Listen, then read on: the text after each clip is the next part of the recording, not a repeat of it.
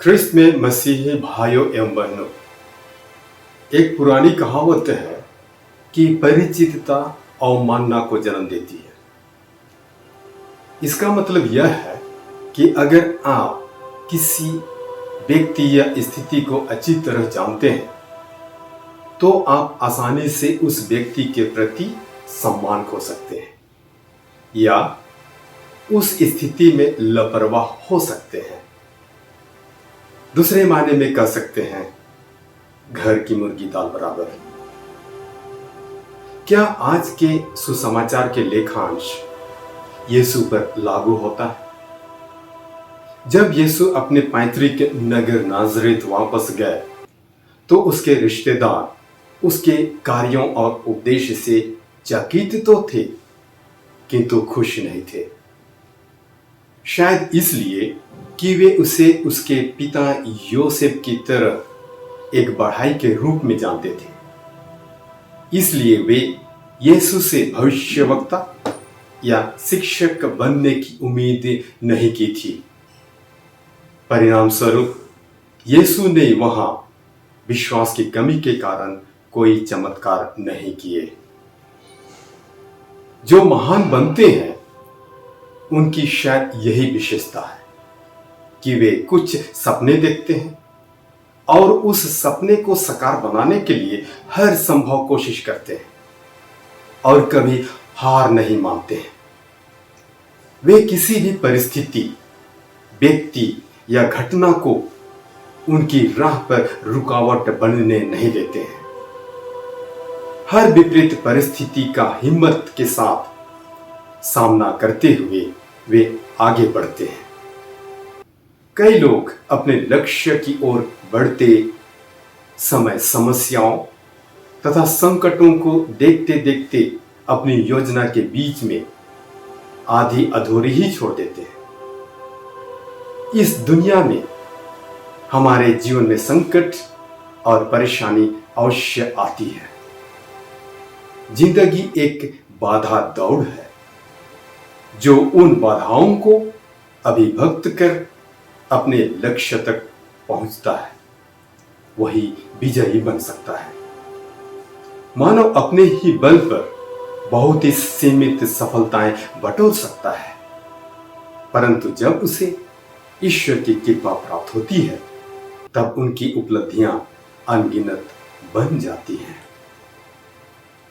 मेरे माता पिता और भाई बहनों, आज के सुसमाचार में हम देखते हैं कि प्रभु के नाजरेत आगमन पर लोग उन्हें संदेह की दृष्टि से देखते हैं और इसी कारण वे उनकी महानता को पहचान नहीं पाते।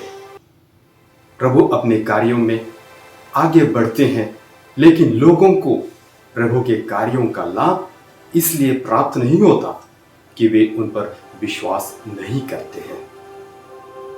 दूसरे पाठ में हमने सुना कि संत पौलुस अपने जीवन में एक कांटा चुभा दिए जाने के अनुभव की बात करते हैं। इससे कांटे का तात्पर्य किसी बीमारी या किसी प्रलोभन से हो सकता है। एक बात तो साफ है कि पौलुस को उससे पीड़ा होती है, परंतु अपनी उस तकलीफ को भी वे अपने लिए लाभदायक ठहराते हैं। मैं इस पर घमंड न करूं, इसलिए मेरे शरीर में एक कांटा चुभा दिया गया है। मुझे शैतान का दूत मिला है ताकि वह मुझे घूंसे मारता रहे और मैं घमंड ना करूं। पौलुस ने प्रभु से इसे दूर करने की प्रार्थना की, परंतु प्रभु ने उससे कहा, मेरी कृपा तुम्हारे लिए पर्याप्त है, क्योंकि तुम्हारी दुर्बलता में मेरा सामर्थ्य पूर्ण रूप से प्रकट होता है। इसीलिए इसी मनोभावना को अपनाते हुए संत पौलुस अपने प्रेरिताई कार्य को जारी रखते हैं। प्रभु के सुसमाचारीय कार्य में हमें एकाग्रता देखने को मिलती है। लोगों के चले जाने के कारण वे अपनी शिक्षा में कोई परिवर्तन नहीं लाए। लोगों को आकर्षित करने के लिए उन्होंने कोई लोकप्रिय बात नहीं कही जो सुसमाचारीय मूल्यों के विरुद्ध है।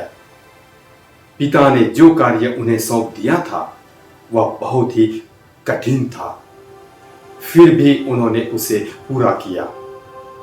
उनकी श्रद्धा भक्ति संपूर्ण रीति से पिता की योजना पर ही केंद्रित थी। इसलिए वे कहते हैं, जिसने मुझे भेजा उसकी इच्छा पर चलना और उसका कार्य पूरा करना, यही मेरा भोजन है। प्रभु के कार्य करने वालों को विभिन्न प्रकार की कठिनाइयों का सामना करना पड़ता है। मेरे माता पिता भाई बहनों, उन्हें बाहरी ताकतों का सामना करना है जो शैतान का पक्ष लेकर उसके विरुद्ध खड़ी होती है। इसके अलावा उन्हें अपने भीतर ही एक संघर्ष का सामना करना पड़ता है।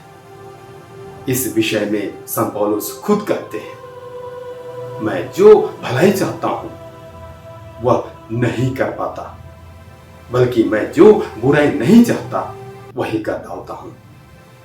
रोमियो के नाम संत पौलुस का पत्र अध्याय 7 पद संख्या 19 में हम पाते हैं, जब तक हम इस दुनिया में रहेंगे हमें शैतानी ताकतों से संघर्ष करते रहना पड़ेगा।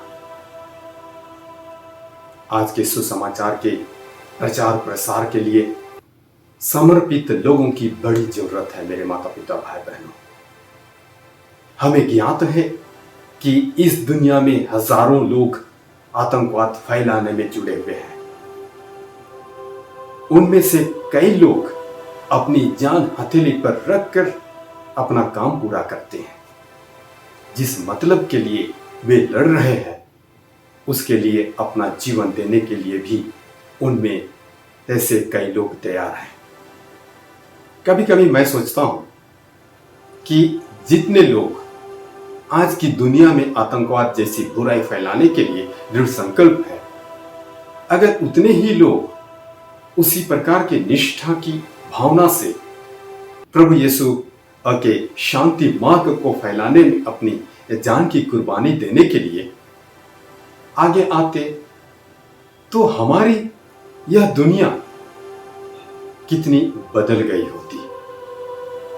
इसलिए आइए इस रविवार समारोह में हम परम दयालु पिता ईश्वर से प्रार्थना करें कि हम प्रत्येक जन उनकी आशीष और कृपा से विभूषित हो जाएं, और साथ ही साथ आइए प्रभु के सार्वजनिक जीवन तथा संत पौलुस के उत्साह से हम हमेशा प्रेरित पाते रहें। आमीन। जय यीशु।